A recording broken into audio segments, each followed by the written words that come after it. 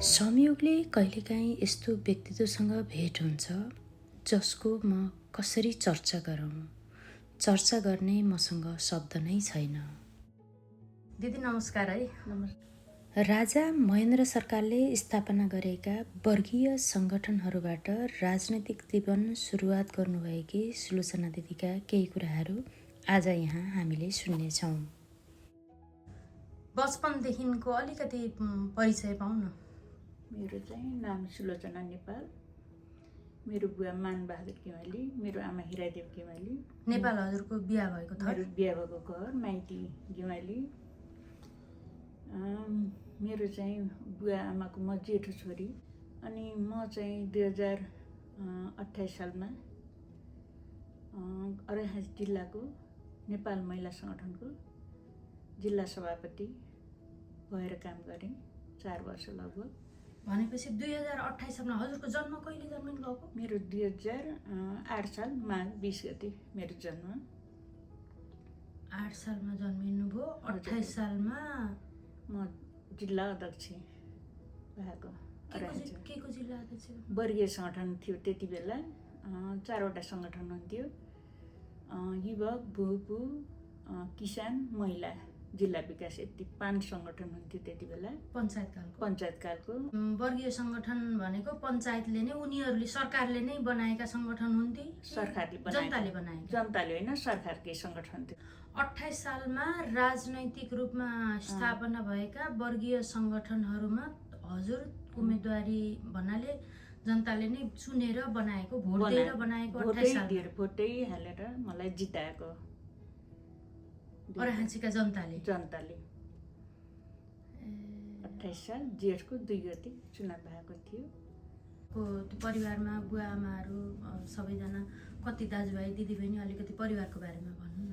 हाम्रो परिवारमा मेरो बुवाको 2टा परिवार, 2टा आमा हुनुहुन्थ्यो। जेठो आमापट्टि 2 भाइ छोरा 2टा छोरी, हाम्रो आमापट्टि 2 भाइ छोरा 2टी छोरी गरेर 8 जना थियौँ।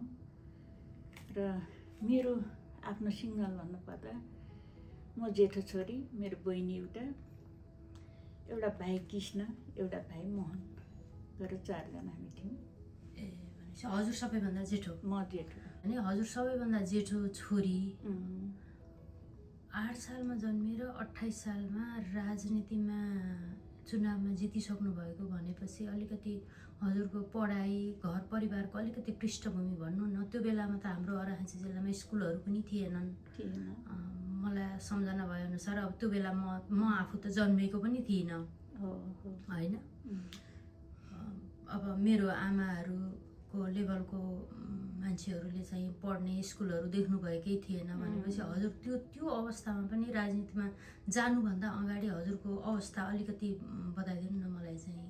मेरो चाहिँ त्यहाँ पहिला स्कुलहरू त थिएन मैले जान्दा। हाम्रो बुवाले आफ्नै एउटा घर बनाएर घरमै एउटा पाल्पाबाट एउटा गणेश प्रसाद शर्मा भन्ने हुनुहुन्थ्यो, उहाँलाई लिएर घरमा राखेर पाठशाला खोलेर हामीलाई पढाइ सुरु भएको घरैदेखि। त्यसपछि पढ्दै जाँदा बलकोटको हाई स्कुलमा, भर्खर हाई स्कुल थियो, त्यहाँ पढ्यो। बलकोट पढ्न थालियो। पढ्दा कस्तो भयो भनेदेखि त्यहाँ एउटा गाउँमा टिचर चाहियो। अनपढ मान्छे, पढेका मान्छे भेटिँदैन थिए। अनि एउटा स्कुल बुवाले नै खोल्नुभयो। खोलिसकेपछि पढाउने टिचर नपाएर एकजना कताबाट 8 कक्षा पढेको भेटाउनु भयो। मैले 5 कक्षा पास गरेर 6मा मात्रै पढ्न सुरु गरेको थिएँ। 6 महिना मलाई त्यो स्कुल चलाउनु पनि लगाउनु भयो। मैले पढाइदिएँ राजनीतिमा आउनुभन्दा पहिले। त्यसपछि पढ्दै मैले टेस्ट मात्र दिएको थिएँ बलकोटबाट। टेस्ट दिएपछि पछि चाहिँ राजनीतितिर लाग्यो।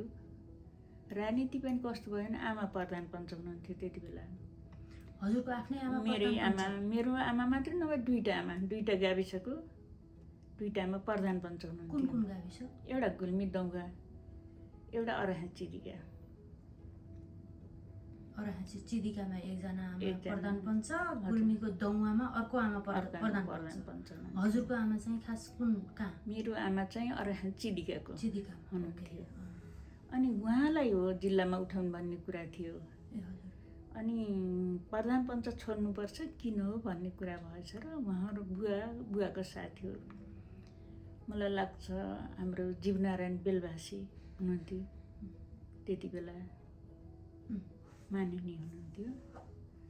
अनि उहाँहरूले सल्लाह गरेर छोरीलाई उठाउँ न भन्ने कुरा गर्दा बुवाले होइन मेरो छोरी सानै छ भन्नुभएछ, होइन उमेर बढाएर उठाइ आमाहरूको पनि प्रतिनिधित्व गर्ने गाविसको अध्यक्ष हुँदाखेरि त्यो देखेर उहाँहरूले यसले गर्न सक्छ भन्ने सोच्नु भएछ। अनि मलाई उठाइदिनु भयो जिल्लामा, सँगै बाउ छोरी लगतै जिल्ला अध्यक्ष हामीले जित्यौँ।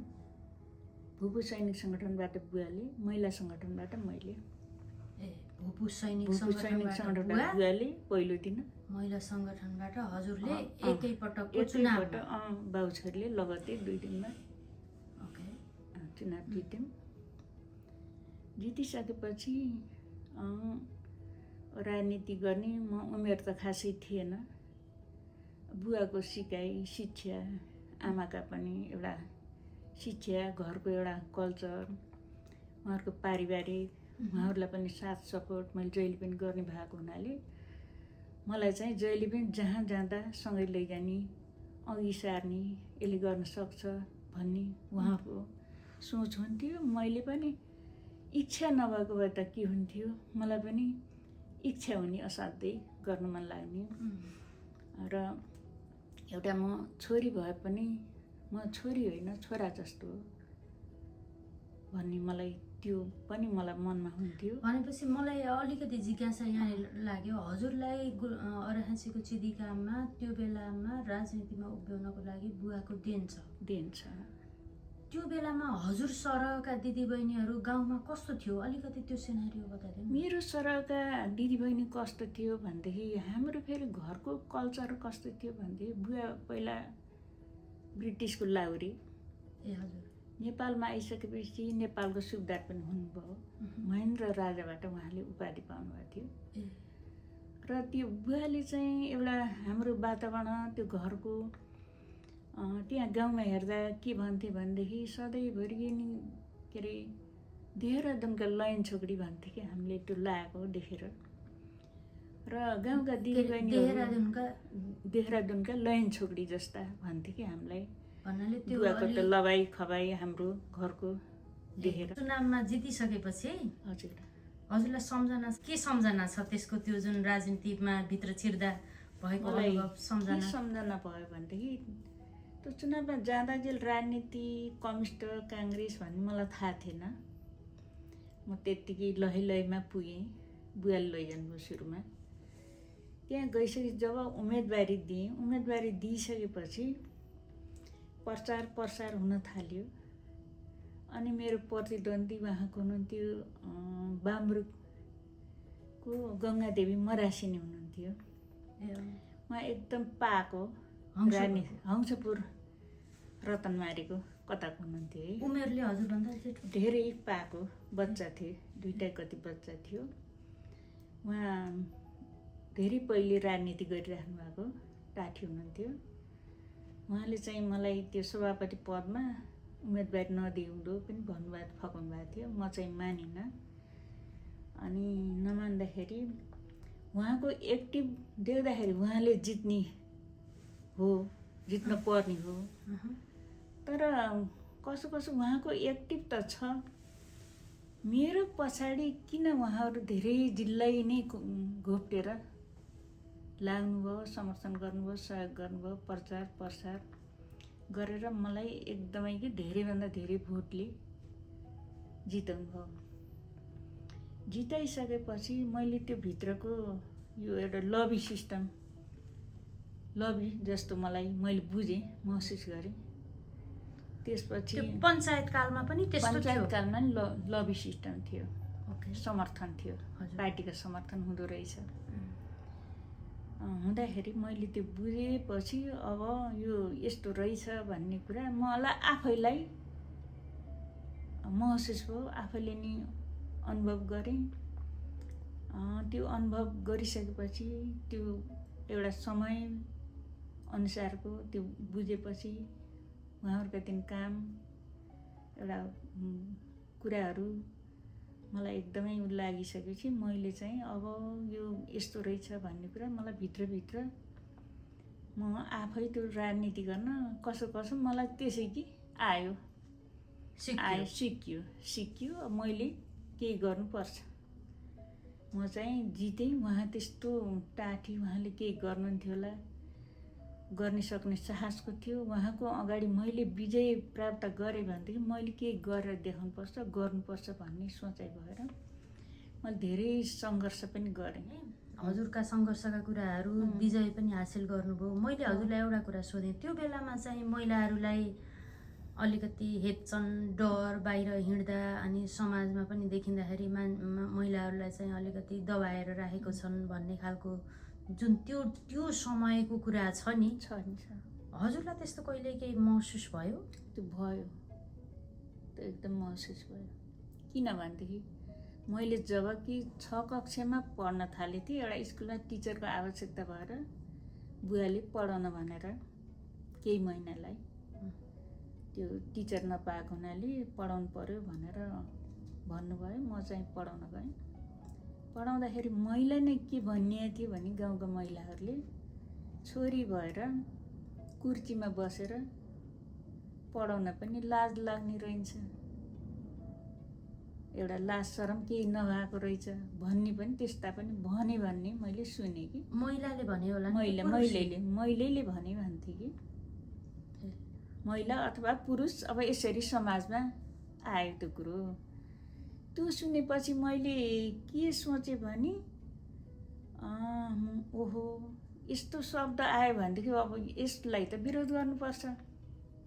र अर्को कुरो, गाउँघरमा तिनी दिदीबहिनीहरू, छोरीबेटीहरू घरबाट आएर माइतदेखि घर जाँदाखेरि त्यो गुन्द्री बोकेको, चौठी बोकेको, अनि त्यो डालो डोकोमा बोकेको, कुम्लो बोकेको मलाई मन परेन। मैले जब गाउँमा एउटा गाउँसभा केही मिटिङ ठुल्ठुलो त्यहाँ एउटा ग्यादरिङ कार्यक्रम केही भयो भनेदेखि म चाहिँ के गर्थेँ भनेदेखि थाहा पाइसकेपछि एउटा कपी होस्, व्हाइट पेपर होस्, लेख्ने कि यत्रो पानाभरि लेख्थेँ एक्लै बसेर। त्यो अब के विरोध गर्नु परेको छ, के मन परेको छैन। त्यो चौठी बोकेर हिँडेको पनि यो चौठी बोकेको राम्रो भएन, गुन्द्री बोकेको राम्रो भएन, अनि यस्तो कुम्लोहरू बोकेर हिँडेको राम्रो भएन, अनि खुट्टाको जल खाएको राम्रो भएन, खाना हुँदैन भनेर विरोध गर्ने, बोल्ने कि गएर। अनि म त्यहाँ समाजमा गएर के भन्थेँ, मलाई बोल्न दिनुहोस् है भन्ने, त्यति गएर। तिमीले के बोल्छौ र भन्ने, होइन मलाई केही बोल्न मन लाग्छ भन्ने। त्यहाँ अनि मेरो नाम बोलाउँथे, नानीले के भन्ने अरे भनेपछि मैले गएर व्हाइट पेपर लेखेको पढेर सुनाउँथेँ। भन्नाले भाषण जस्तै गरेर मैले सुनाउने। चौठी बोक्नुहुन्न, गुन्द्री बोक्नुहुन्न, खुट्टाको जल खुवाउनु हुँदैन, रोग लाग्छ भनेर मैले यस्ता यस्ता कुराहरू, दमन गर्नु हुँदैन भन्ने यस्ता विरोध गरेर म बोल्ने कि सानैमा पनि। अनि कसरी लिन्थे त त्यो बेलाको समाज चाहिँ? अलिकति के आयो भनेदेखि समाजमा पुरुषहरूले अथवा उहाँ बुवाहरू भनौँ, उहाँहरूले के भन्नुहुन्थ्यो, ओहो यो नानी त सानो भए पनि यसले त यस्तो बोल्न सक्छ, यो केही गर्ने खालको हो भन्ने उहाँहरूमा पनि प्रभाव परेको थियो। मैले अलिकति हजुरको पर्सनल कुराहरू, व्यक्तिगत कुराहरू सोध्न चाहेँ होइन। हजुरको बिहा कहिले भयो? मेरो चाहिँ 30 सालमा चुनावमा उठिसकेर जितिसकेपछि बिहा भएको हजुरको, होइन? हजुर। अनि अब त्यो बिहाको प्रसङ्ग सुनाउनु न, अलिकति सम्झना छ? सम्झना छ। कसरी भयो हजुरको बिहा? हाम्रो चाहिँ के भइदियो भनेदेखि मेरो श्रीमान चाहिँ अराहाची नरपानीमा सदरमुकाम थियो, सन्धिखर्का नभएर पहिला अराहाचीमा थियो, नरपानीमा थियो। त्यो बेला म महिला सङ्गठनको जिल्ला अध्यक्ष थिएँ। उहाँ चाहिँ पाल्पाबाट भर्खर सरुवा भएर एपिडिओ भएर जानुभयो त्यहाँ। एपिडिओ भन्नाले के हो? एपिडिओ जिल्ला विकासको अहिले एलडिओ सहायक एलडिओ भन्छन्। त्यति बेला सहायक एलडिओ भएर जानुभयो त्यहाँ। ओके। गइसकेपछि अब त्यही भेट भयो हाम्रो। अब उहाँलाई हाम्रो घरमा माइती घरमा कर्मचारी तर्फको जिल्लाको प्रमुख भएर उहाँ जानुभयो, सहायक प्रमुख भएर आउनुभएको थियो। र मेरो माइती घर बुवाको घरमा कार्यक्रमको दौडानमा बुवा पनि अध्यक्ष म पनि अध्यक्ष भएको नाताले उहाँहरू कर्मचारीहरू आउने बस्ने त स्वाभाविकै थियो। आउँदा उहाँले चाहिँ मेरो त्यहाँ बोलाइ हिँडाइ सब आफ्नो अनुशासन सब देखेर मन परेछ। मन परिसकेपछि उहाँले त्यसरी मन पराएर हामीले सामान्य बिहा गरेको। भनेपछि उहाँले माग्नुभयो अथवा प्रस्ताव गर्नुभयो? हजुर स्वयंलाई प्रस्ताव गर्नुभयो कि बुवालाई? मलाई राख्नुभयो। पछि बुवालाई राखिसकेपछि यसरी हाम्रो त्यसरी बिहा भयो। बुवालाई हजुरले प्रस्ताव राख्नुभयो कि उहाँहरूले नै राख्नुभयो? बुवालाई मैले राखेँ। बुवाले त मन पराउनु भएको थिएन अझै भर्सक। भनेपछि त एक हिसाबले भन्दा त्यो बेलामा हजुरको त्यो बेलाको लागि लभ म्यारिज हो भन्दा हुन्छ? म्यारिज जस्तै हो। भनेपछि पाल्पाबाट आउनुभएको? पाल्पाबाट जाहिर खान आउनुभएको। के नाम भन्नुभयो? उहाँ कृष्ण प्रसाद नेपाल। कृष्ण प्रसाद नेपाल। ओके। राजनीति कन्टिन्यू भयो कि? त्यहाँ बसन्जेल गरेँ। 31 सालमा फेरि छोरा जन्मियो। बाबु त्यहीँ जन्मेको, ठुलो बाबु। हजुर। जन्मिसकेपछि उहाँले पनि त्यस्तो विरोध त्यस्तो केही गर्ने होइन, एकदम सपोर्ट पनि गर्ने, माया गर्ने, गर्नुपर्छ भन्ने एकदम राम्रो थियो। कारणवश के भइदियो त भनेदेखि सरुवा भइदियो 32 सालमा। अर्घाखाँचीबाट सरुवा बर्दिया जानु पर्यो। बर्दिया गइसकेपछि अनि म पनि अब छोड्नै पर्यो बाध्यताले। राजनीति छोड्नु पर्यो। बुवाले मानिराख्नु भएको थिएन। बस अझै पनि राजनीति गर्ने, तिमीलाई मैले मन्त्री बनाउने हो भन्ने बुवाको साहस थियो। अनि उहाँले चाहिँ मान्नु भएन। त्यसपछि बर्दिया गयो। बर्दिया गइसकेपछि मलाई बुवाले पटक पटक बोलाउनुहुन्थ्यो। अझै पनि ज्वाइँले माने आऊ चुनावै नछोड भन्नुहुन्थ्यो मलाई। किनभने बुवाले एकदमै गर्न सक्छ, माथि जान सक्छ भन्ने थियो मेरो आँट सबै देखेर। बुवालाई पनि एकदम साहस आधार मैले दिन्थेँ। जेठो छोरी भएको हुनाले मेरो छोरी होइन छोरो हो भन्ने गर्नुहुन्थ्यो त्यति बेला। मेरो भाइहरू साना थिए। त्यो आधारले पनि होला बुवालाई मलाई लाग्थ्यो। अब त्यो हुन पाएन जुन बुवाको इच्छा आकाङ्क्षालाई मैले त्यति बेलै भनौँ छोड्नु पर्यो, बाध्यता भयो। मलाई अलिकति कुरा सुनाउनु न। बुवाले मन्त्री बनाउन खोज्नु भएको थियो छोरीलाई भन्नुभयो होइन? त्यो कस्तो खालको बुवाको अलिकति बुवाले के हिसाबले छोरीलाई त्यसरी अगाडि सार्नु भएको भन्ने केही प्रसङ्ग बुवालाई कस्तो लाग्छ? म सानैदेखि अलिकति के टाठो हट मान्छे थिएँ। जे मानि अघि सर्ने गर्ने। बुवाको लागि पनि केही मैले उहाँको नेतृत्वलाई पनि केही सपोर्ट। आमा प्रधान पञ्च हुँदा पनि उहाँलाई धेरै मैले नै सपोर्ट गर्ने र गर्ने खालको भनेर उहाँले त्यसरी नै मलाई अलिकति अघि सार्न खोज्नुहुन्थ्यो। अनि राजनीतिमा आमाको के छ नि भूमिका हजुरलाई? यस्तो छोरी बुवाले त बुवाको कुरा गर्नुभयो, आमाको पनि कुरा अलिकति सुनाउनु न। आमाको पहिला त मान्नु भएको थिएन। आमाले त फिटिकै मान्नु भएको थिएन। किनभने उमेरको छोरी हो, बाहिर पठाउनुहुन्न भन्ने आमाको सोच थियो। त्यो हुँदाहुँदै पनि त्यो चुनावमा पहिला त आमाको सहमति थिएन। नजाने भनेर भनिराख्नु भएको थियो मलाई। बुवा चाहिँ प्रचार प्रसारको लागि बाहिर अरू गाविसमा जानुभएको थियो। म चाहिँ जुन उम्मेदवारी दिने दिन बेलुका आमाले नपठाउने नजाने निर्णय गरिराख्नु भएको थियो। हामीले फेरि त्यसरी जित्ने चलन पनि थिएन हाम्रो। फेरि बाबुआमाको बोली काटेर भाग्ने हिँड्ने नचाहिने काममा डुल्ने त्यस्तो बानी थिएन हाम्रो। हामी एकदम दबाब र अनुशासनमा बस्थ्यौँ। त्यो दिन त मलाई कस्तो लाग्यो भनेदेखि बुवाले त्यस्तो प्रस्ताव राख्नुभएको छ। उता मान्य जीवहरू ठुल्ठुलो उहाँहरूले पनि नेताजीहरूले पनि हजुरको छोरीलाई उठाउनु पर्यो यस्तो भनेर उहाँहरूले एकदमै आश गरिसक्नुभएको छ, आश दिइसक्नुभएको छ। भनेपछि आज हाम्रो आमाले यसरी विरोध गर्दाखेरि भोलि बुवाको के होला राजनीति, बुवालाई कस्तो छाप पर्ला, इज्जतको कुरा पनि छ भनेर मैले आज जे होस् आमाको कुरा मैले जिद्दी गरेर म जानै पर्छ भन्ने सोच गराएँ। बेलुका राम्रै भनेर सुत्यो। राति चाहिँ आमाहरू निदाएको बेलामा राति उठेर नुहाइधुवाइ गरेर कपडा बेलुकै राति आमाहरू थाहा नपर्ने किसिमले झोलामा लगेर मैले बाटा असुरा गाँसमा मैले लुकाएर राखेको थिएँ झोला। आमाले जानलाई विरोध गर्नुहुन्छ भनेर मैले झोलामा कपडा लगेर असुराको बोटमा राखेँ। जानुपर्ने कहाँ थियो? नरपानी पुग्नु पर्ने थियो। अनि राति उठेर मैले त्यो गाग्रीमा पानी भरेर ढोकामा राखेर अनि म झोला टिपेर राति नै हिँडेँ। हिँड्दा हिँड्दै म लगभग 10 नबज्दै म नरपानी पुगेको थिएँ। त्यति बेला को हुनुहुन्थ्यो सँगै? एक्लै। मलाई त्यति बेला बाघ भन्थे। कसैलाई भनेको पनि छैन, केही छैन। त्यो बेलामा नरपानी थियो? जिल्ला सदरमुकाम? जिल्ला सदरमुकाम नरपानी थियो। त्यहाँबाट बलकोट आएँ। बलकोटबाट तल मथुरा भन्थे झरेँ। ढाका हुँदै पाली निस्केर अडुरी हुँदै नरपानी पुगेँ। जबकि सदरमुकाम पनि देखेकै थिएन। बाटोमा डर लागेन? डर लागेन। किनभने आफूलाई त्यो के आयो भित्र आँट आयो।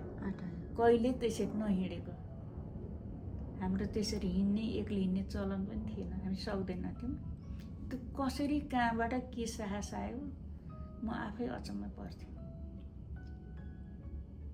त्यो 28 सालभन्दा अगाडिको कुरा? अगाडिको। त्यही 28 सालको जेठमा जुन उम्मेदवारी दिन जान्दिन म त्यसरी त्यहाँ पुगेर अनि उम्मेदवारी दिन पुगेको छु। बुवाले उम्मेदवारी दिन बोलाउनु भएको छ। आमाले उम्मेदवारी दिन जान हुँदैन भन्नुभएको छ। हुँदैन, छोरी अब हक्करको छ, बाहिर निस्किनु हुन्न, जान हुँदैन। तर बुवाको इज्जतलाई ख्याल गर्नुपर्छ भनेर हजुरले आमालाई ढाँटेर कपडा पोको पारेर म त्यसरी गएँ। गइसकेपछि उम्मेदवारी दिएको भोलिपल्ट आमा फेरि पुगिहाल्नु फेरि महिलाहरू लिएर। के भन्नलाई पाउनुभयो? अब छोरी उठ्यो जिताउनु त पर्छ भनेर त्यहाँ बलगढ चिदिकाका महिलाहरू जुन भोटर हुन्छन् नि तिनलाई बोकेर फेरि त्यहीँ पुग्नुभयो। भनेपछि फेरि आमाको समर्थन सुरु भयो। गएर प्रचार गर्न थाल्नुभयो। रमाइलो भएछ त्यसो भए त। ओके त्यसरी। ओके। ल यो त सुलोचना दिदीसँगको यति गहिरो कुराकानी गर्दा गर्दै बाहिर कोही पाहुना आउनुभयो। घन्टी बज्यो, दिदी बाहिर जानुभयो। सुरेश सर पो हुनुहुन्न रहेछ। ल नमस्कार। हजुर, यहाँ आउनुभएका पाहुनाहरूमध्ये सुरेश बस्यालजी र वीरेन्द्र मिश्र सर हुनुहुँदो रहेछ बुटोलदेखि। खाँची गुल्मी उहाँको त अब जमानादेखि चाहिँ धेरै फेमस मान्छे हो। त्यो जमानामा पनि महिला भएर पनि धेरै सङ्घर्ष गर्नु हो राजनीतिक क्षेत्र सामाजिक क्षेत्रमा। अनि हामीसित पनि आएर चाहिँ नि भेलाइ कपिलवस्तुको भेलाइ महेन्द्रकोट गाविस भन्ने वार्ड नम्बर 3 मा हामी बस्यौँ। तिनीहरूले मलाई चाहिँ धेरै सपोर्ट गर्नुभयो, धेरै सहयोग गर्नुभयो। र उहाँको एउटा के भन्दाखेरि जहाँनिर बस्नुभयो भने मान्छेलाई अलिकति कुराकानी गरेर कन्भिन्स गर्ने खालको क्षमता अनि बोलेको कुरालाई पुर्याउने अनि एकदमै दुःख परे पनि नआत्तिने, आत्तिने र मात्तिने भन्ने जुन छ नि त्यस्तो खालको स्वभाव नै। तर सङ्घर्ष धेरै गर्नुभएको र उहाँले जति बेला सुरु गर्नुभयो उहाँ स्वाभिमानको राजनीति गर्नुभयो, स्वाभिमानको समाजसेवा गर्नुभयो भने उहाँ दिदीहरूको पाला त उहाँहरूले स्वयं आफै नै सङ्घर्ष गरेर त्यो समाजलाई उठाउन यति चेतना भएको पढे लेखेका मान्छेहरू त्यति बेला कम थिए। त्यति बेला त मान्छेहरू धेरै जसो चाहिँ नि के अरे निरक्षर थिए। अब महिलाहरूलाई पनि बोल्न नसक्ने, घरभित्रै बस्ने, अब अत्यन्तै घरभित्रको अनुशासन, त्यो पनि कठोर अनुशासन भन्छु मैले त्यो जमानाको, बाहिर निस्किन नसक्ने खालको अवस्थामा पनि उहाँ चाहिँ बाहिर निस्केर खुलेआम सङ्घर्ष गरेर त्यो पञ्चायत कालदेखि उहाँ चाहिँ पटक गरेर र महिलाहरूलाई अगाडि ल्याउन पर्छ भन्ने खालको उदाहरणीय चाहिँ उहाँ बनेको मैले चाहिँ त्यो बुझेको छु। अहिले चाहिँ नेपालमा के छ भने छोराछोरीले बाबुआमालाई छोडेर बाबुआमा चाहिँ टुहुरा भएको जस्तो अवस्था छ। के भयो भनेदेखि त्यहाँ राजनीति बढी भयो कि जसलाई पनि घर घरमा राजनीति घर घरमा नेता बढी भए, हात खुम्च्याएर बस्ने काम पनि राम्रो होइन। सङ्घर्ष गरे पनि हामी हरेक चिजमा स्वावलम्बी हुनपर्छ, हुन जान्नुपर्छ भन्ने मलाई त्यो। हजुर, आदरणीय वीरेन्द्र मिश्रजी र हाम्रो सुरेश बस्यालजीसँगको एकछिनको बसाइपछि फेरि दिदीसँग कुराकानी निरन्तर गऱ्यौँ। अब हजुर बर्दिया गइसकेपछिको पनि अलिकति केही कुरा भन्नु त त्यहाँको सम्झना केही छ? बर्दिया त गइयो बसियो त्यही त हो। अब जागिरी उसमा बच्चा थियो, त्यहाँ गइसक्यो फेरि अर्को बच्चा जन्मियो, फेरि तिनीलाई स्याहार्न पर्यो। कति छोराछोरी हजुरका? मेरो त अहिले 5 भाइ छोरा छन्। अनि फेरि हाम्रो धेरै बसाइ भएन, अनि सरुवा भयो तुरुन्तै। त्यसपछि कहाँ? तौलियालाई भयो, तौलिया आइयो। म 2-4 महिना यति बसेँ पाल्पात्रै। पछि त्यहाँ गइसकेपछि अब मेरो बानी त अब अलिकति त्यो सोचेपछि त्यो गरेरै छाड्ने कि त्यो भएको हुनाले उहाँ अफिस गएको बेला एक दिन चाहिँ मैले शिक्षा कार्यालय गएँ फेरि बच्चाहरू छोडेर, थाहै नदिएर। गइसकेपछि मैले एउटा टिचरको तालिम पाएँ पोखराको। म तालिममा पठाइदिनु पर्यो भने सरलाई, अनि होइन जान सक्नुहुन्छ र भन्ने, बच्चाहरू सानो सानो छन् भन्ने कुरा हो। घर आएर फेरि बल्ल सोधेँ, बल्ल हुन्न जान भन्नुभयो। अनि त्यसो भए मैले पढ्छु भन्न थालेँ। पढ्नभरि सहमति दिनुभयो, हुन्छ पढ भन्नुभयो। अनि शरदगढ इन्डियाबाट आइए पढ्न थालेँ। भनेपछि पोखरा तालिममा जान खोज्नु भएको जान दिनु भएन, पढ्नको लागि चाहिँ स्वीकृति भयो। शरदगढबाट पढ्नुभयो? पढिसकेपछि आइए पढेँ। त्यहाँ कलेज थिएनन् तौलियातिर। पढिसकेपछि जब रिजल्ट आयो पास गरेँ, अनि मैले भने म यसरी दुःख गरेर पढेँ बच्चाहरूलाई हेरेर, म जागिरी खान्छु भन्न थालेँ। जागिरी खान्छु भनेपछि अनि जिल्ला शिक्षा अधिकारी कहाँ गएर ल मेरो श्रीमतीलाई नियुक्ति दिनु पर्यो भन्नुभएछ। कति सालको कुरा? यो चाहिँ 36 सालतिरको कुरा। 36। अनि जिल्ला शिक्षा अधिकारी फेरि साथी नियुक्ति लेखाएर ल्याउनुहोस् न तल गएर भन्नुभयो। तल जाँदा तिन सुब्बाहरू हुन्छन् नि, के अरे दरबन्दी नै खाली छैन, कहाँ दिने हो भन्ने कुरा आएछ। अनि फेरि जिसिए साहबलाई भन्न जानुभएछ, रहन्छ कहीँ दरबन्दी भन्नुभएछ। अनि त्यो सुब्बालाई यहाँ बोलाउनुहोस् भन, माथि बोलाउनु भएछ। कहाँ छ र सर? कहीँ पनि छैन, खाली भनेछन्। फलानालाई फल्ना ठाउँ, फल्नु टिचरलाई फल्ना ठाउँ, यसरी दरबन्दी खाली भएन तुरुन्तै आफै खाली गरा नजिकै बरगोदा भन्नेमा। अनि दरबन्दी खाली गराएर नियुक्ति पत्र लेखेर घर मलाई खाना बनाउँदै थिएँ किचनमा। ल तिमीले रहर गरेको, मैले जागिर खाऊ भनेको छैन, मलाई भोलि अबजस नदिए, पाल्न नसकेर जागिर खुवाए नभन, मैले ल्याइदिनु क्या, ल्याइदिएँ भनेर भोलिपल्ट म पढाउन गएँ। त्यस्तो जिद्दी स्वभाव के फेरि। भनेपछि भिनाजुले हजुरलाई सहयोग गर्नुभयो जागिर लिनको लागि र अनि जागिरमा प्रवेश गर्न 2036 सालमा फेरि। अनि कति वर्षसम्म? अनि 10 वर्ष पढाएँ मैले। तौलिया 5 वर्ष, पिपरामा 5 वर्ष गरेर 10 वर्ष पढाएँ। पढाइसकेपछि मेरो बुवा जानुभयो फेरि घोडा लिएर त्यहीँ अर्घाखाँचीबाट। घोडा चढेर त्यहाँ पुग्नुभयो अर्घाखाँचीबाट घोडा चढेर। अनि त्यहाँबाट देख्नुभयो बच्चाहरूलाई अलि दुःख भयो, टाढा यस्तो जागिर पनि खाइने भन्नुभयो, छोड जागिर भन्नुभयो। दबाब दिएर फेरि ल भने राजीनामा दिएर छोडेँ। भनेपछि रहरले खाएको जागिर फेरि छोडेँ। छोडिसकेपछि दिइसकेपछि 10 वर्षको शैक्षिक पेसापछि छोडेर अब त्यसपछि के भयो? अब के भयो भने बुवाले भन्नुहुन्छ अब जागिर नखाऊ, मलाई फेरि यो जागिरीको श्रीमानको पछि पनि हिँड्न मन बानी भइसक्यो कि सँगै जाउँ लाग्यो कि नजाउँ लाग्यो? नजाउँ लाग्यो कि। उहाँ चाहिँ हामी फेरि 2टा परिवार थियौँ, 2टा परिवार छौँ। यता श्रीमानको तर्फ पनि 2टा परिवार? 2टा परिवार।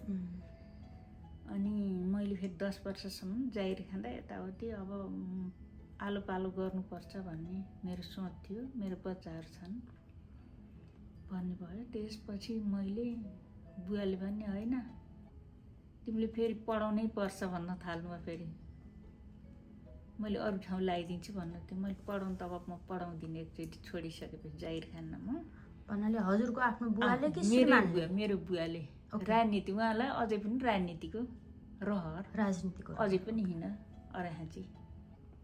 बुवा त्यति बेला चुनाव लडिराख्नुहुन्थ्यो। अनि हिँड भन्दै बोलाउनु भएको थियो। म चाहिँ जाम कि नजाम, जान पनि कसिएँ, एकचोटि त जान्छु, बुवासित सँगसँगै राजनीति गर्नु पर्यो भन्नुभयो। पछि यसो सोचेँ, हाम्रो यो हाम्रो मिश्राजीले भन्नुभयो नि त्यो महेन्द्रकोट, हाम्रो अलिकति त्यहाँ जग्गाहरू थियो पहिलेबाट, त्यहाँ गएँ। हाम्रो दिदी हुनुहुन्थ्यो, दिदी बहिनी अहिले पनि हुनुहुन्छ, दिदी हुनुहुन्छ। दिदीलाई गएर सोधेँ मैले, अनि यस्तो यस्तो छ, मैले त जागिर छोडेँ दिदी, म त बुवाले यसरी बोलाउनु भएको छ भने। होइन जानिन, कहाँ जाने, अब राजनीति छोडिदियो, बच्चाहरू छन् यिनी हुर्काउनुपर्छ भन्ने दिदीले भन्नुभयो। अब म के गरेँ बहन त, तिमीलाई पढाउनै मनलाई यहीँ माविमा पढाऊ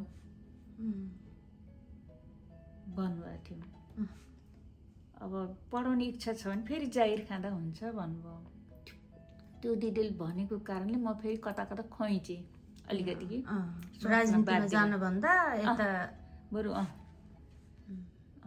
त्यस्तो फेरि कता कता त्यस्तो सोचेँ। सोध्दै त्यहाँ जग्गाहरू पनि थियो, त्यसको पनि अलिकति रेखदेख गर्नुपर्ने भयो। के गर्ने भन्दै यो ठ्याक्कै बहुदल घोषणा भयो। 46 सालको बहुदल घोषणा भइसकेपछि त्यहाँ अब सबैले मलाई अलिकति प्रेसर गर्न थाल्नुभयो। सबैले पहिले त्यहाँ नबसेको भए तापनि मलाई धेरै चिन्नुहुन्थ्यो। त्यता पनि म पहिला जाने आउने समाज सबै थाहा थियो। हाम्रो फ्यामिली भएको हुनाले, सबै चिनेको हुनाले केही गर्नुपर्छ भन्ने कुरा आयो। ठुल्ठुला नेताहरू पनि त्यहाँ भेटिन थाल्नुभयो। होइन तपाईँ त यस्तो मान्छे हो, केही गर्नुपर्छ भन्ने कुरा आयो। गर्दै त्यहाँ राजनीतिमा मलाई एकदम कि राजनीतिमा लाग्ने बाध्यता गराइयो भयो सबैको प्रेसरले। ठिक छ त भनेर म इकाइमा प्रवेश गरेँ। त्यहाँ बसेर भनेपछि त्यही तौलिएको इकाइमा महेन्द्रकोटको इकाइमा इकाइमा पसिसकेपछि त्यहाँको तुरुन्तै मलाई उहाँहरूले के गर्नुभयो भने संयोजक दिइहाल्नुभयो। नेपाली काङ्ग्रेसको महिला सङ्घको दिइहाल्नुभयो। सबै चिनेका हुनुहुन्छ, सबैले जो माया गर्ने ज्ञानले गर्न सक्नुहुन्छ भन्ने कुरा उहाँहरूलाई धेरै उ भइसकेपछि मलाई इकाइको अध्यक्ष दिनुभयो। दिइसकेपछि म नलान्थ्यो, लागेँ। मैले बच्चाहरू साना छ, म जागिर पनि भर्खर छोडेको छु, मैले अहिले केही गर्दिनँ, म राजनीति पनि गर्दिनँ, केही गर्दिनँ भन्दा पनि मलाई भनी सबैले एकदम कि निरन्तर गरेको हुनाले मलाई लाग्ने बाध्यता भयो। लागिसकेपछि के भयो भने अब नलान्थ्यो, ठपक्क बस्न हुन्न भनिसकेपछि मैले अब राजनीति सुरु भयो। त्यसै सिलसिलामा म अरू संस्थामा नि प्रवेश भएँ, जस्तै रेउगाई, जस्तै भिजन एउटा प्रोजेक्ट आयो। प्रोजेक्टमा मलाई फेरि अलिकति त्यहाँका सभासदहरूले पनि माया गरेर यहाँ यस्तो हो अर्हाजीमा उहाँ पढेको मान्छे यस्तो राजनीति परिवार उहाँ अध्यक्ष भएको टिचर भएको उहाँलाई स्टेरिङ कमिटीमा लैजानुपर्छ भने मलाई तुरुन्तै फेरि जिल्लामा एउटा स्टेरिङ कमिटीमा लगियो महिला सदस्यमा। ए भनेपछि त्यहाँको कुनै सामाजिक सङ्घ संस्थाहरूमा पनि हजुरलाई अगाडि सार्ने र आएका नयाँ प्रोजेक्टहरूमा पनि सहभागी गराउन थाल्यो। अनि त्यसपछि एउटा रेउके संस्था आयो। ल उहाँलाई प्रवेश गराएपछि उहाँ गर्ने मान्छे हो भन्न थाल्नुभयो। त्यसको लागि पनि बाहिरबाट जाने जोडबल गर्ने चलन थियो। अनि त्यसमा पनि लागेँ। लगाइसकेपछि त्यसमा पनि सक्रिय रूपले काम गर्न थालेँ। नेपालमा अब 28 सालदेखि अहिले 82 सालसम्मको एउटा यात्रामा हजुर सबै छर्लङ्ग पञ्चायतकालदेखि भर्खर आएको बहुदल अब अहिलेका गणतन्त्र अब अहिले जेनजीको आन्दोलन समेत हजुरले देख्नुभयो थाहा भयो भनेपछि यो अवस्थासम्म आइपुग्ने बेलामा अहिले फर्केर राजा महेन्द्रका पालाको समयलाई लिँदाखेरि कसरी मूल्याङ्कन गर्नुहुन्छ अहिले हेर्दा तुलना गरेर हेर्दा? यस्तो भयो पहिला एकतन्त्री भनेपछि एक पक्षी राम्रो थियो त्यो बेलामा राम्रो थियो। पछि बहुदल आउन पनि अब आइहाल्यो। आइसकेपछि नलाग्नु पनि भएन। मण्डले भन्ने चलन थियो बाध्यताले लाग्न पर्यो लाग्यो गरियो। राजनीति पनि नराम्रो भएन तर राजनीतिमा के भइदियो त भनेदेखि अलिकति यसो टाटो भयो कि एउटा राजनीति खोल्ने एउटा पार्टी खोल्ने भयो। त्यो पार्टी भन्दा धेरै पार्टी भयो। त्यसमा एकजना मान्छे 10वटा पार्टीको सदस्यता लिने काम पनि भए देखियो। यता पनि लागेछ उता पनि लागेछ। यता एउटाले आमसभा गरे त्यही सहभागी भएको छ भोलि अर्कोले गरे अर्को सहभागी भएको छ। त्यो चाहिँ कता कता मलाई त राम्रो त्यति लाग्दैन थियो। अब पछिको कुरा यिनी आन्दोलन हुँदै हुँदै आउँदाखेरि अहिले जेनजी पुस्ताको पालामा अहिले भएका एउटा भनौँ बल्ल बल्ल उमारेको बिरुवा मासियो, बल्ल बल्ल बनाएको घर भत्काइयो, बल्ल बल्ल रोपेको पिपलको बोट फालियो, बल्ल बल्ल बनाएका तिन मोठ मन्दिर संरचना जोड्नलाई कति गाह्रो छ। थोपा थोपाले घैला भरिनियो, घैलो फुटेपछि त एकैचोटि जानियो। त्यस्तै चाहिँ अलिक कति संरचनाहरू मासिए भत्के बिग्रिए। त्यो चाहिँ एकदम ठुलो गल्ती चाहिँ छ। त्यो राम्रो पाटो होइन। तर यो राम्रो नहुनका पछाडि अब जस्तै अब हजुरले अघि भन्नुभयो नि अब राजनीति मान्छेभन्दा बढी पार्टी खोल्ने सङ्गठन सङ्घ सङ्गठन खोल्ने। एउटा मान्छे एउटा सङ्गठन छोडेपछि अर्को छोडेपछि अर्को अथवा नछोडिकन पनि अर्को लिने जुन चलन छ नि मान्छे स्वतन्त्र भएर बस्न सक्दैन? बस्न सक्छ नि, सक्न पर्यो।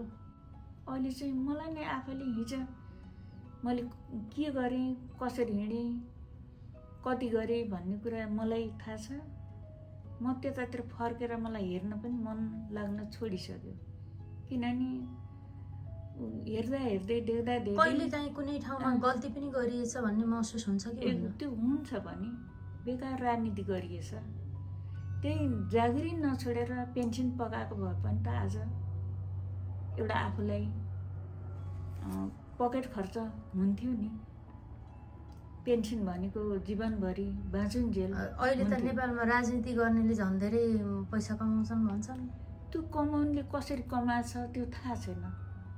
मलाई त लाग्छ मैले नै कसैको एक कप चिया खाएर कसैको 1 रुपियाँ लिएर राजनीति गरिएन, खाना पनि खाइएन भनेदेखि त कमाउनेले कसरी कमाए धेरै लागेर कमाए भन्ने पनि छन्। सुन्ने हो, हामी त सुन्ने मात्रै हो। सक्षम राजनीति गर्नेले सम्पत्ति सकेर गरेछ। अलि सफल राजनीति नगर्ने त्यस्तै खालको मान्छेले कमाइसकेको छ, कमाएछ भन्न पो हुँदैन र। हजुरको यता घरतिरको अब भन्नाले बिहा नहुँदैदेखि हजुरले राजनीतिमा लाग्नुभयो, जुन कर्मचारीसँग बिहा भयो होइन, विभिन्न ठाउँमा सरुवा हुने जाने त गर्नुभयो। मलाई अलिकति हजुरको त्यो बेलाको समयमा हजुरको सासू ससुरा परिवारसँगको एउटा सम्बन्ध हुन्छ नि, त्यो कस्तो थियो, केही सुनाउन मिल्छ? सासू ससुरासित राम्रै थियो। म खासै धेरै उहाँहरूसित बस्नु परेन। जागिरेको श्रीमती भए हुनाले परेन। पहिला त्यति परेन, कहिलेकाहीँ जाने आउने पाहुना जस्तै हुन्थे। पाहुना जस्तै जाँदा चिज भइँदो रहेछ, माया गर्नुहुन्थ्यो। पछि जागिर खान थालिसकेपछि त्यसै बिजी भइहाल्यो। गयो यस्तै दसैँमा जाने हो, अरू बेला त्यति भ्याउँदैनथे। भनेपछि त्यति उहाँहरूको छोटो समय हो नि, कहिले नराम्रो पनि भइएन। उहाँहरूलाई नराम्रो मैले सोच्ने ठाउँ पनि पाइनँ। मलाई एउटा के लाग्छ नि, मेरो ससुरा बुवा त साह्रै सिधा हो, उहाँको केही मतलबै थिएन। मेरो सासू आमा कस्तो हुनुहुन्थ्यो नि, कडा हुनुहुन्थ्यो। उहाँको अनुशासन त्यति बेला त दुःख भयो होला, मान्ने आफूलाई त्यो अनुभव भयो होला। पछि चाहिँ त्यो मेरो माइतको आमाको शिक्षा भन्दा ठुलो शिक्षा मेरो सासू आमाको पाएँ मैले। अहिले पनि दिदीबहिनीलाई उदाहरण दिन्छु। छोटो समय बस्दा पनि सासू आमाको कडा अनुशासन चाहिँ त्यो ठुलो शिक्षा थियो। ठुलो शिक्षा थियो। जस्तै उहाँको बिहान उठेर 4 बजे उठ्ने, उँध्यारेमा दैलो कुचुके ढोका लिप्ने, अनि उज्यालो भएर ढोका नलिप्ने, अनि त्यसपछि गइसकेपछि नुहाइ धुवाइ आफ्नो एकदम अनुशासित तरिकाले गर्ने। अनि डेली त्यो भनौँ बिहान पनि चुलो पोत्न पर्ने, त्यो दाउरामा पकाएको चुलाको त्यो खरानी पनि फाल्नु पर्ने। अनि पहिला जुठो लोटाउने, त्यहाँबाट पोतो लगाउने, खरानी समेत फाल्ने। अनि बेलुका फेरि लोटा अम्काएर हरेकलाई फेरि खाली नराख्ने, सबै भरिबाट पानी गाग्रीमा त्यस्तो राख्नुपर्ने। एउटा पनियो चम्चा पनि जुठो राख्न नपाइने। अनि गइसकेपछि सासूलाई नन्द दियोरहरू जो हुनुहुन्छ सबैलाई तेल घसेर सुत्ने।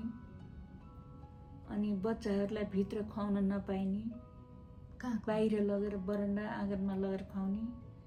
जुठो खस्छ राम्रो हुन्न भन्ने, त्यो जुठो खसेको ठाउँमा गोबर लिएर टिप्न पर्ने। उहाँले त्यो एउटा सभ्यको पाटो थियो। कसरी शिक्षा हो भन्ने लाग्यो हजुरलाई? उहाँको त्यो सबै व्यवहारले गर्दाखेरि अहिले मैले 5 चोटि बुहारी लिएँ। 5 जना बुहारी लिए मध्ये एउटी बुहारी त मैले अझै कदै छैन, लन्डनमा छन्, बसी छैनन् मसँग। घरमा भएका 4वटी बुहारीहरूलाई मैले सिकाउने गरेँ। बिहान चाँडै उठ, नुहाइधुवाइ गर, कपडा फेर, होइन, आफ्नो धुपबत्ती गर, आफ्नो दैनिकी काम गर भनेर बत्ती काट्न नजान्नेले पनि बत्ती काट्न थाले। त्यो अरू जेसी गर्ने मेरो अगाडि उनीहरूले नुहाइधुवाइ गर्ने, बत्तीहरू बाल्ने, त्यो उनीहरूले सिक्ने मौका पाए मैले सिकेको भएर। मलाई त्यो उहाँको शासन चाहिँ साह्रै राम्रो लाग्छ। मैले अहिले पनि भन्छु, कसैले हाम्रो सासू अप्ठ्यारो यस्तो उस्तो भन्छ भने होइन, त्यो भन्ने होइन। उहाँहरूले हामीलाई सिकाएको, उहाँहरूले शिक्षा दिएको, उहाँहरूको शिक्षा हो, ठुलो देन हो उहाँको। मलाई पनि मेरो आमाले सासू आमाले यसरी सिकाउनु भएको थियो। मैले त्यो सिकेको भएको हुनाले मलाई अलिक कति काम लागिरहेछ भन्छु कि मैले भन्ने गर्छु। त्यो एकदम राम्रो लाग्छ। त्यो लाग्यो यो गर्नुपर्छ भनेर सिकाउने कुराहरू चाहिँ आफ्नो अनुशासनको लागि सिकाउनु भयो। सबभन्दा यो चाहिँ अनुशासन भन्छु मैले। दुःख होइन कि हामीले अनुशासन सिकेको भन्छु। हजुरका 5 भाइ छोरा? 5 भाइ छोरा छोरी। 5 भाइ छोराहरूको बिहा भयो? बिहा भयो। अलिकति भिनाजुको सन्दर्भमा, भिनाजु अब अहिले त हुनुहुन्न, अनि त्यो भिनाजुसँगका अलि अन्तिम समयका कुराहरू केही सेयर गर्नु मिल्छ? अन्तिमका समय भन्दा म कपिल वस्तु बसेँ, उहाँ चाहिँ जागिरको दौडानमा हिँड्नुभयो। कहिलेकाहीँ म पछि हिँड्न पाइनँ।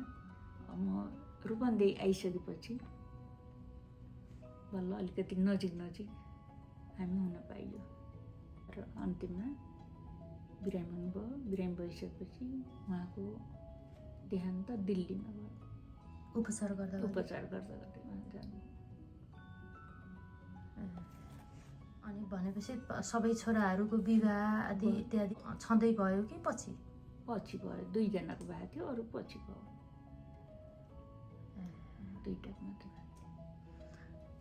नेपालको कति ठाउँ घुम्नु भएको छ अहिलेसम्म? म चाहिँ पश्चिममा बैतडी, दार्जुला, दाङमा बसेकै हो। जागिरको बेलामा डोटी पनि बसेकै हो। अनि बैतडी, महेन्द्रनगर, दार्जुलासम्म म भिजिट प्रोग्राममा पर्यटकको सिलसिलामा गएको छु। पूर्व चाहिँ म विराटनगरमा एउटा रेउकाईको अधिवेशन, एउटा नेपाल महिला सङ्घ अधिवेशन र भिजिट कार्यक्रममा झापामा र यो पर्यटकीय सिलसिलामा म धनकुटा, इलाम, झापा, विराटनगर भिजिट प्रोग्राममा म घुमेको छु त्यहाँसम्म। पूर्व मेची, पश्चिम महाकालीसम्म। अरहाँची जन्मेको त्यो बेलाको एकजना महिला पूर्व मेचीदेखि पश्चिम महाकालीसम्मका धेरै जसो ठाउँहरूमा जानुभएको छ। यसहरू नेपालदेखि बाहेक कहाँ जानुभएको छ? नेपालदेखि बाहिर त खासै म अन्ततमा गएको छैन। यही अमेरिका, इन्डियाबाट त पढेकै भयो। इन्डियामा त पढेँ। म लखनऊ, बनारस, गोरखपुर यिन त सामान्य भइहाल्यो। त्यहाँ त अलिक टाढा गएको छैन इन्डियाको क्षेत्रमा। अमेरिका कहिले? 2019मा आएँ नोभेम्बरमा। अनि त्यसपछि अहिले 2025मा टेक्सासमा पहिला न्युयोर्क बसेँ। यो पटक दोस्रो पटक 7 वर्ष पछाडि म टेक्सास। खानेकुरामा के रुचि लाग्छ? मलाई रुचि त म फेरि एकदम सिम्पल मान्छे। घरमा सामान्य मेरो अम्मल खाइ ल्वाङ सुकुम्बेर, अनि चिया, त्यही पनि चिया धेरै होइन। मलाई मनपर्ने सुक्खा रोटी, दुध, तरकारी, दाल, भात, बढी यिनै हो। कपडामा के मनपर्छ? कपडामा मलाई एकदम सिम्पल। म आफै भन्छु सादा जीवन उच्च विचार भएको मान्छे हुँ। मलाई महँगो साडी तिनी लाउने त्यस्तो धेरै मेरो इच्छा कहिले पनि हुन्न। कुर्ता सुरुवाल, साडी, पाइन्ट, टी सर्ट, अब कस्तो खालको कपडाहरू बढी हजुरलाई रुचि लाग्छ? धेरै म साडी नै लाउँछु अनि कुर्ता सुरुवाल। यो पाइन्ट टी सर्ट यो अमेरिकामा आइसकेपछि यहाँको भनौँ देखासिकी भनौँ जे भनौँ सुविधा पनि भएको होला लगाउनु पर्ने। त्यो भएर यहाँ हल्का फुल्का लाउँछु, त्यस्तो लाउने चलन छैन अझै पनि। अब गरगहना प्रति कस्तो छ हजुरको धारणा? गरगहना पहिले मेरो गहना निकै हुन्थ्यो। म त्यति गहना लाउने मान्छे पनि होइन। म धेरै मेकअप गर्ने मान्छे पनि होइन। म एउटा टिकी, एउटा हातमा चुरा, एउटा हातमा घडी, घाँटीमा एउटा सिक्री अथवा एउटा पतेको लुर्कट भए गहना त्यस्तो पुग्थ्यो मलाई। अहिले पनि हल्का त्यो एक सेट सिम्पल लाउने, त्यही पनि चाहिन्छ भन्ने मलाई छैन। के गहना छन् नि अहिलेसम्म? गहना त पहिला त निकै थियो, के बताउँ होइन। त्यो आउने जाने भए अब जस्तै कस्ता गहना लाउन हजुरको आफ्नो मैले त पहिला त कस्तो लगाएँ भनेदेखि के भन्छन् टिकमाला भन्छन्, यो सुनको लपेटो भएको टिकमाला पनि लगाएँ। मैले गेडी पनि लगाएँ। कहिलेकाहीँ कन्ठी पनि लगाउँथ्यौँ हामीले, रहर घरमा हुन्थ्यो, माइती घरमा, बुवाको घरमा। अनि यत्रो त सुनको बालाहरू, चुरा, यहाँ फुल पनि लगाएँ मैले। शिरफुल भन्थ्यो नि, शिरफुल, क्लिप, कानमा लुर्का कि रिङ लगाउनु चलन थियो, लगाइयो त्यस्तो लगाएको।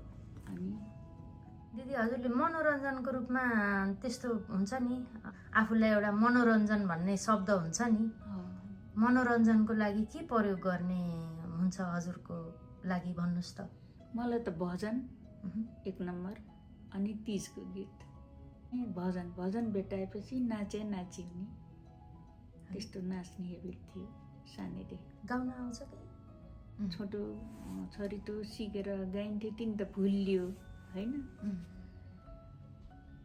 कहिले आउला फेरि नजाऊ बाला बनमा कहिले आउला फेरि नजाऊ बाला बनमा छैन वरिपरि कहाँ बसायो बामरी छैन वरिपरि कहाँ बसायो बामरी छैन वरिपरि कहाँ बसायो बामरी है कस्तो राम्रो यसको गीत आउँछ हजुरलाई एउटा त्यसको हाम्रा स्वामी नेपालका जागिरे हाम्रा स्वामी नेपालका जागिरे केमा चिज बिज ल्याए भरिलै केमा चिज बिज ल्याए भरिलै एकमा चिज बिज सिरै लाउने शिरफुला एकमा चिज बिज सिरै लाउने शिरफुला दोसरी चिज बिज सौदा भरिलै दोसरी चिज बिज सौदारी भरिलै सौदाकारी सले माइतमा गइथे सौदाकारी सले माइतमा गइथे माइत पनि लागेन कति रमाइलो माइतमा लागेन कति रमाइलो यो मनका बिरहले वन जङ्गल गइथे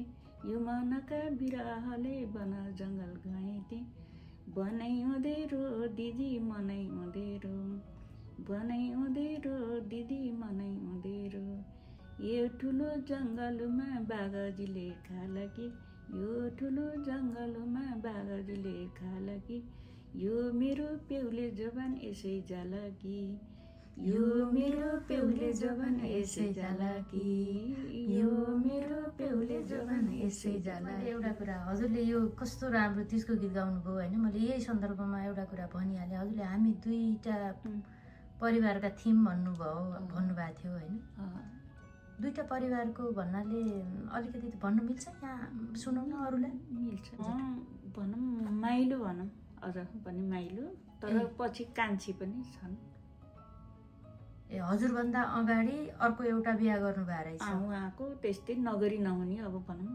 बाध्यता भयो उहाँलाई बिहे गर्नु पर्ने स्थिति रहेछ पहिलाको बिहाको पछि चाहिँ कान्छी छ थिए अनि हजुरलाई थाहा थियो उहाँले बिहा गर्नुभएको छ भन्ने कुरा जुन बेला अर्घाखाँचीमा थाहा थिएन त्यो पनि थाहा थिएन अर्घाखाँचीमा कर्मचारी भएर गएको बेला हजुरलाई प्रस्ताव गर्दा उहाँले बिहा गरेको कुरा थाहा थियो थिएन थिएन कहिले थाहा भयो पछि 1 वर्षपछि थाहा भयो घरमा आइएन कि झट्ट 1 वर्ष पनि होइन 5-6 महिना कतिमा बल्ल थाहा भयो आफै भन्नुभयो खङ्ग्रङ्ग आफै भन्नुभयो के भयो मैले यसरी ढाँटेँ भन्ने कुरा आयो किन ढाँट्नु भन्दा मलाई बिहा गर्नै पर्ने स्थिति थियो भनेर आफ्नो बाध्यताका कुराहरू बताइसकेपछि महसुस गरेँ हुन्छ भन्ने भयो उहाँ पहिलो श्रीमती उहाँ दिदी देख्नुभयो हजुर देखेँ उहाँसित केही दुःख त्यस्तो थिएन अनि हजुरको बिहा भइसकेपछि फेरि हजुरभन्दा पछाडि पनि अर्को बिहा गर्नु त्यो पनि के भन्न मिल्छ कस्तो के उहाँको के भइदियो भनेदेखि सायद लेखेको कुरा होला बिहा गर्छु भनेर त होइन होला नि एउटै अफिसमा जाइरहे नि खाँदा खाँदै अब के भयो होइन भइसकेपछि उहाँले गर्दिनँ भन्दा पनि उहाँलाई बाध्यता गराइयो गरेर पछि लगाइदिए मान्छे सोझो हो त्यस्तो मान्छे बाङ्गो त्यस्तो अरू जस्तो पनि होइन जस्तो लाग्थ्यो हेर्दा है सोझो मान्छे हो उहाँलाई बाध्यता पारिसकेपछि उहाँले बिहा गर्नै पर्यो बिहा गरिसकेपछिका यिनी गीतहरू जुटाएको यो अहिले हजुरले गाउनु भएको त्यसको गीत आफ्नै गीत हो आफ्नै त्यस्तो त कति जुराइदिएँ मैले पुरै छापेर पुरै बाँड्थेँ जसले पढ्थ्यो रुन्थेँ त्यति बेला गीतहरू सुनेर हजुरलाई दुःख लाग्यो दुःख त लाग्यो पनि दुःख लागेर के गर्ने आफूलाई लेखेको त होला नि भन्ने भयो अनि तिनैजना सँगसँगै भएर पनि बस्नुभयो बसिएन, बस्नु परेन। एकै ठाउँमा नबसे पनि ठाउँमा छुट्टा छुट्टै उहाँहरू छुट्टा छुट्टी भयो, एकै ठाउँ बस्नु परेन। जेठोतिर एउटा छोरा जन्मिया थियो, उहाँ चाहिँ अलिकति के अपाङ जस्तो रहेछ कि बाध्यता भयो, उहाँलाई दोष दिन कुरो भएन। त्यो हिसाबले हजुरलाई बिहा गर्नु स्वाभाविकै भयो। पछि चाहिँ अलिकति यत्रो बच्चाहरू देख्दै होइन, अलिक जबरजस्ती बिहा गरेर आउनु भनेको अलिकति उ नै थियो। त्यो दुःख त लाग्यो, दुःख लागेर म फेरि कसैलाई भन्दै रुँदै यस्तो भन्ने चलनै थिएन, अहिले जस्तो थिएन नि। जे भयो नि ढाकछोप होइन, ढाकेरै हिँड्ने, ढाकेरै मनभित्र रोएर बाहिर हाँसेरै हिँड्ने। म कतिसम्म मलाई धड्कन पनि भयो, टेन्सनले भयो। त सबै कुरा बिर्सिएँ, छोरा छन् भन्ने भयो। मेरो भोलिआन उहाँको लाइफ भन्दा मेरोभन्दा कमजोर हुँदै जानेछ, मेरो लाइफ राम्रो हुन्छ भन्ने मैले त्यो महसुस गरेँ। नभन्दै त्यस्तै पछि चाहिँ अब छोराहरूलाई पनि भन्ने गर्थेँ, फलानीका छोरा भन्थे, 3 बिहा लेखेको छ भन्नुहुन्थ्यो। त्यहाँ भन्नुहुन्थ्यो अरे यो मर्छ के भन्नु, बिहा त पक्कै गर्दैन 3 बिहा भनेपछि, यो मर्ने भई भनेको थियौँ हामीले भन्नुहुन्थ्यो मलाई। अब यस्तो माया गर्दा गर्दै यसरी बिहा गरेको माथि अर्को बिहा हुन्छ भनेर कसैलाई कल्पना थिएन भनेपछि गर त्यसरी एउटा दाग लाग्यो। अब जाँदा जाँदै हजुरलाई फ्याक्ट दिदी बहिनीलाई यो कुरा सुनाइहालौँ भन्ने केही छ फुट्टो? मलाई त अरूभन्दा पनि एक त हामी जिल्लावासी, अर्घाखाँची जिल्लाको, हामी त्यहीँको चेलीबेटी भयौँ। माइततिरको बहिनीभन्दा त्यसै माया लाग्छ। म आज भगवती पौडेल होइन कि मेरो बहिनी हो, बहिनी भनेर सम्झिन्छु। र त्यसमाथि पनि मलाई यसरी आएर यहाँ केही कुराहरू, एउटा मनमा लागेका कुरा, मेरा जीवनमा भए गरेका घटनाहरू, अनुभवहरू जुन एउटा सेयर गराइदिएर मलाई यत्रो टाइम दिएर यो अवसर दिएकोमा म भगवती पौडेल बहिनीलाई मैले धेरै धेरै धन्यवाद। हजुर, सुलोचना दिदीसँगका यति धेरै कुराकानीपछि मलाई पनि मसँग भएको एउटा पुस्तक उहाँलाई उपहारको रूपमा दिन मन लाग्यो, जुन मैले अमेरिका आएर नै प्रकाशित गरेकी थिएँ, अक्षरका बिउहरू। हाम्रा भलाकुसारी त हुँदै थिए, चुपुक्क सुलोचना दिदीका भाइ मोहन गेवालीजी आइपुग्नुभयो। सँगै क्यानाडादेखि अमेरिका आइपुग्नुभएका दिवाकर शर्मा सहित हामी सँगै बस्यौँ, एकछिन गफगाफ पनि गऱ्यौँ। ती सबै कुराहरू यो भिडियोमा समेट्न सकेका छैनौँ। यो संयोग र यो सहभागिताका लागि म अत्यन्त हर्षित छु।